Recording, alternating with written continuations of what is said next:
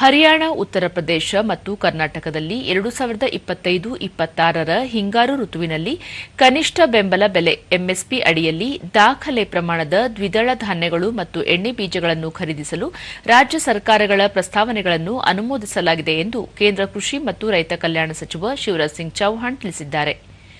ಇದು ಲಕ್ಷಾಂತರ ರೈತರ ಉತ್ಪನ್ನಗಳಿಗೆ ಲಾಭದಾಯಕ ಬೆಲೆಯನ್ನು ಖಾತರಿಪಡಿಸುತ್ತದೆ.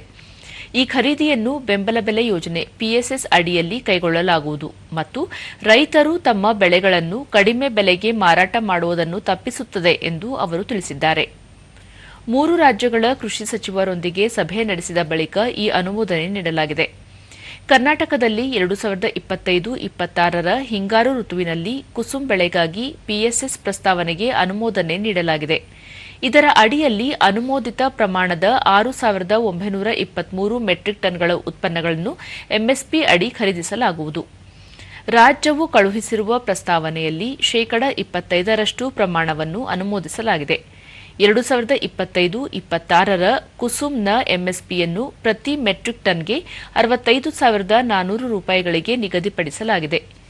ಇದರಿಂದ ಒಟ್ಟು ಎಂಎಸ್ಪಿ ಮೌಲ್ಯವು 45.27 ಕೋಟಿ ರೂಪಾಯಿಗಳಾಗಲಿದೆ.